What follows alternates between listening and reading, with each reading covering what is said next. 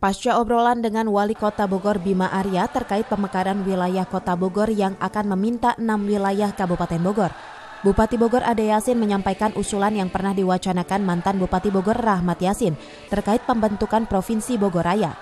Dan terkait hal itu Bupati Bogor akan terus menanggapi wacana tersebut.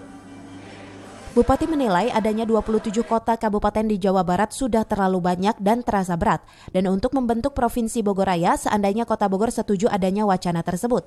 Pemekaran wilayah provinsi ini dapat mengambil beberapa wilayah lainnya yang ada di Jawa Barat, yang terdiri dari 11 atau 12 kota kabupaten, yang diantaranya Kota Bogor, Kabupaten Bogor, Bogor Timur, Bogor Barat, Kota dan Kabupaten Sukabumi, Cianjur, Bekasi, Depok, Karawang, dan Subang.